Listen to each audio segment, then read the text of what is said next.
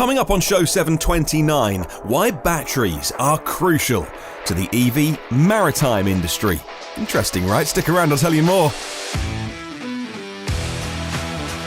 Plus, we're talking about the Mercedes-Benz EQV. I'm excited about an all-electric van.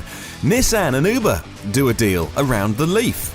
The Nissan Z goes all-electric, a plug-in Ford. But which one? And turning classic cars into electric vehicles.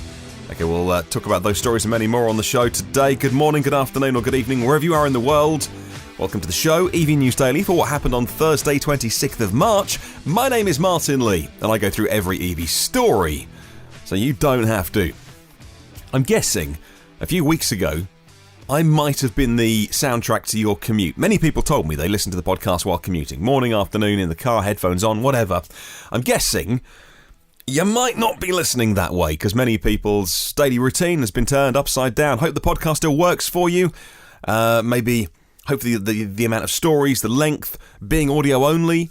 I mean, I'm effectively sitting in this little home office of mine a lot more than I was before. I used to do a fair bit of travelling, actually, up to London 3 days a week and actually going around doing interviews and Saturday specials and absolutely not. You know, I've got parents in their 70s. Absolutely, I'm seeing nobody. And a little fella as well, a new addition to the house last year. There is no way I want to go and catch something and spread it and pass it on. Staying home completely. But more than most, actually, I imagine.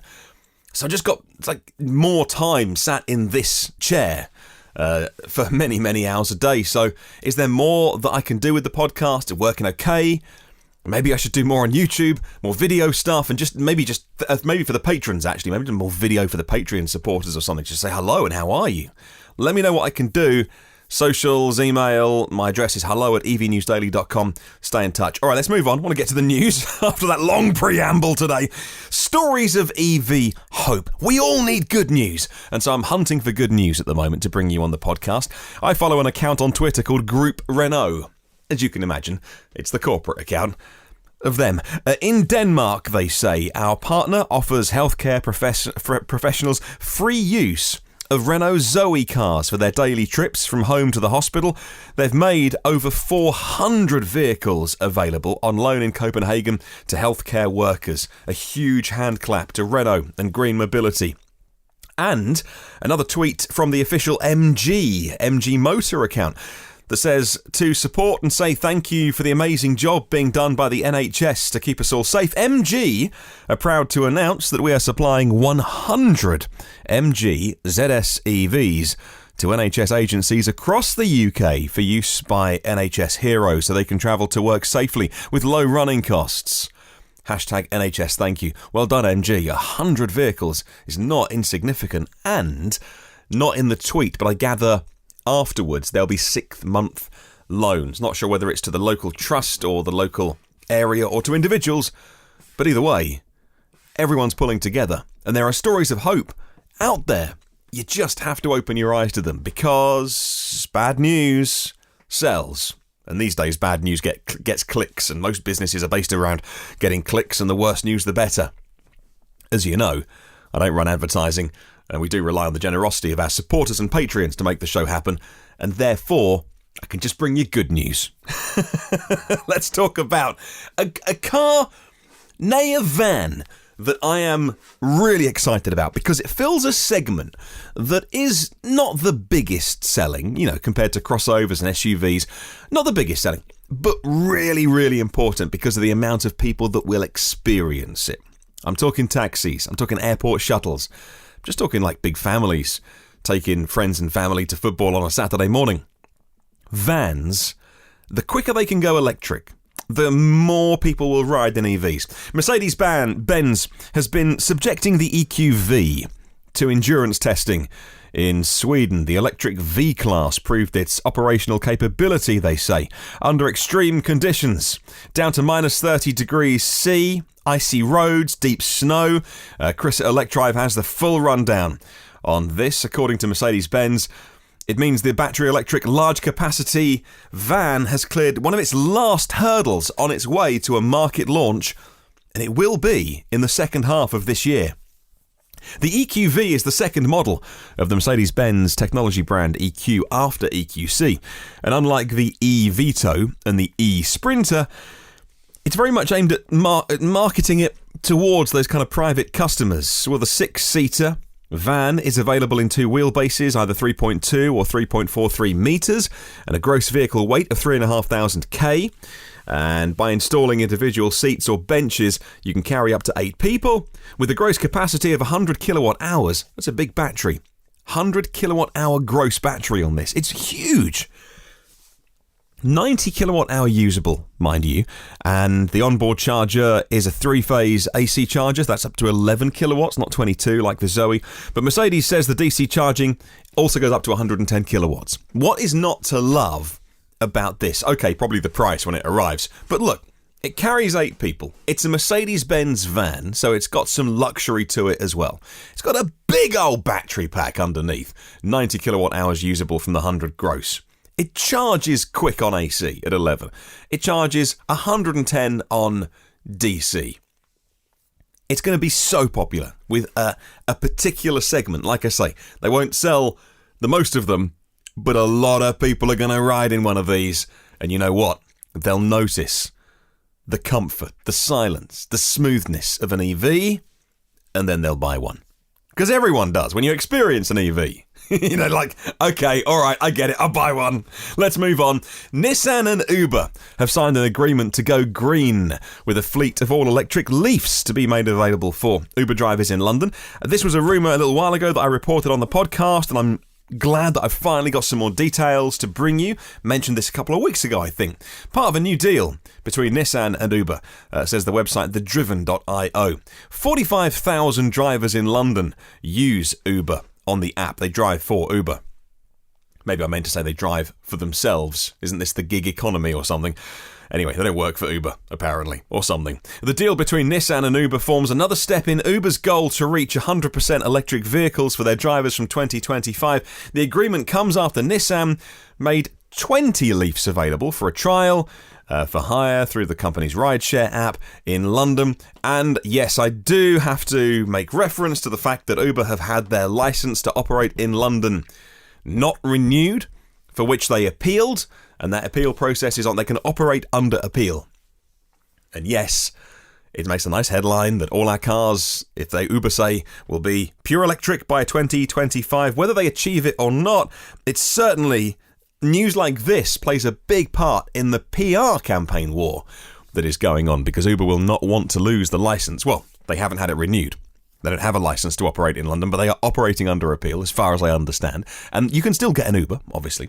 And whether they win or lose, there's going to be a lot more of this kind of stuff. And you know what? I get the side of London cabbies. I understand the dislike for minicab drivers. I understand what 20-somethings in London say, which is, look, I can't afford to get a black cab and Uber's cheaper. And I understand all of the sides of the argument. But if I do make comment, it would be that if this is what Uber has to do to retain their license, in other words, go all electric, well, you know, selfishly and my vested interests of wanting to see clean green transport, well, you know, it's kind of a good idea.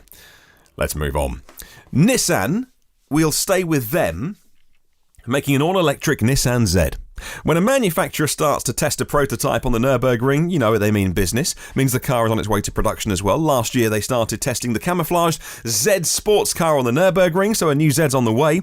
It says Forbes in 2025, Nissan will launch an all-new e-powered Z. And if you haven't heard recent podcasts, I've been talking a lot about Nissan e-Power.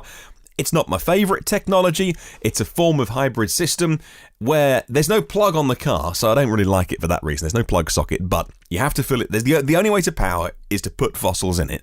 But then the engine works as a generator, which powers a battery, and then the battery powers an electric motor, and the motor drives the wheels. Okay, so that's e-Power, and that's it does good business in Japan with things like the Nissan Note, which, with respect, is a pretty dull car. But putting this technology in the sports car of the Nissan Z, albeit in 5 years' time, does signal intent. But yes, I am aware of what I just said. In 5 years' time. A lot can happen In 1 year, in the world of EVs, fast forward 5 years, my cynical side does start to prick up then. Let's talk about food. You can tell what's on my mind. Shall we start that again? Let's talk about Ford, the Ford Kuga plug-in hybrid. The latest Ford Kuga is available now with the plug-in hybrid engine for the very first time, says an all-electric magazine in the UK called Driving Electric, kind of new and all about, as you can imagine, electric cars, powered by a 2.5-litre petrol engine, which is big, right? Not that efficient, a 2.5 litre. I'd like to see this with one of their small little EcoBoost engines maybe, or something that's certainly more efficient. But anyway, 2.5 litre petrol and an electric motor, but quite a big battery for a plug-in hybrid, 14.4 kilowatt hours. You'll do about 35 miles on electric power alone. And if you want to get your running costs down, I guess that's one way that you could do that, by running on pure electric power for most of your commute. If you can do that in 35 miles, I'll put a link to Driving Electric in the show notes. As more and more people warm up to the idea of converting cherished classic cars to run on pure electric power, new firms are springing up to offer the service. And in some cases, that service is being offered by the automakers that originally built the classics. According to Motor Authority, one that's emerged from the UK is called Lunas. The company is based at Silverstone at the circuit, and they offer a service where the original vehicle gets stripped down to its bare chassis, gets restored and renewed, and a new powertrain is installed. But it's not cheap, and they're not doing your average old classic car. They're doing a Rolls-Royce Phantom from 1961. They're doing a Rolls-Royce Cloud from 56, a 61 Bentley Continental Flying Spur S3. Yeah, these are going to be mega cars with pure electric, battery-powered powertrains. But the cars also cost £350,000. That's about $415,000 US. They are a plaything for the rich. I'll give them that. But it's a cool story to bring you. Well, moving on. And let's talk about the headline story on today's podcast. And that is why batteries from electric cars are going to end up getting everywhere. And they have to end up in the maritime sector. In 2020 this year, vessel owners are dealing with an emissions control world for the very first time as an unprecedented step change to not CO2, because cars and emissions with road cars, all about CO2 lately. That's the thing you'll hear. No, we are talking about the sulfur content, which is currently allowed in marine fuels and being enforced, and it's falling. The amount they're allowed to use of sulfur is falling from 3.5% to 0.5% by fuel mass. And that's globally, right? In shipping, emissions of really mega harmful sulfur oxides, or SOx, if you hear it called that, and nitrous oxides, that's what we would call NOx. They make a very large contribution to their respective global emissions by burning incredibly cheap, very, very dirty, heavy fuel. You'll hear it called bunker fuel or heavy fuel oil. And here's a stat which I read it again.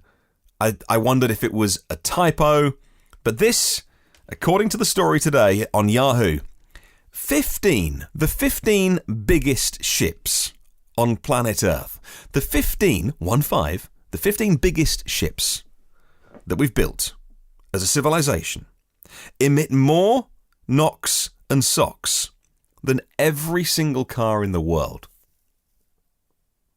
Okay, so maybe sulfur oxides and nitrous oxides, not a big deal for cars, right? Because they're using top of the food chain petrol. Okay, so by the time that oil gets refined down to what ships run on, it's nasty stuff, but still, that's a hell of a stat, right? This report on Yahoo Finance today also says that the ID Tech experts expect that this shortage of traditional solutions to how to clean up shipping. There's not one magic bullet. There's nothing out there that is immediately going to clean up shipping and help them hit their emissions targets. That is going to spur on the uptake of batteries in the largest ships to meet really stringent new emissions regulations. Well, leisure boats could be some of the ones that go to battery power. They're the cars of the marine world, personally owned, small enough to make the jump to pure electric with the technology out there today. It's being done today. Similarly, think about ferries. Ferries often go from fixed point to fixed point, and they can go pure electric because with a well-planned route, you can opportunity charge, and you know exactly how much according to the weather conditions, and the forecasting is very good, how strong the wind is going to be, how much energy are we going to use to cross that particular body of water, and that's how much you have to charge up the ship. So it makes a lot of sense. Coastal vessels, tugboats, they can hybridize easily with batteries comparable in size to the car we just talked about. If you like 100 kilowatt hours, the battery they're putting in a Mercedes-Benz van, you can put in a tugboat and save hundreds of thousands of dollars by reducing the fuel consumption over the course of a year so that battery power is used when it's needed the most. It's a fascinating thing to talk about. We talk about cars nearly all the time on this podcast, and by no means are we going to become all of a sudden overnight a shipping show, but batteries and EV technology is going to end up everywhere. It has to, because oil's going to run out.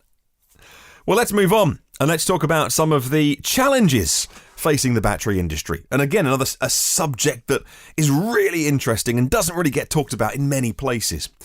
The electric vehicle industry faces a long-term lithium-ion battery bottleneck, particularly for the highest quality of cells, says the experts at Benchmark Mineral Intelligence. Well, new data from Benchmark shows that while forecast demand for lithium-ion batteries only begins to exceed capacity in 2029, what they have deemed Tier 1, it's their own terminology I believe they've added to this, Tier 1 cells are going to be in the shortest supply throughout the period over the next 10 years, especially as we enter the second half of this year and early next year.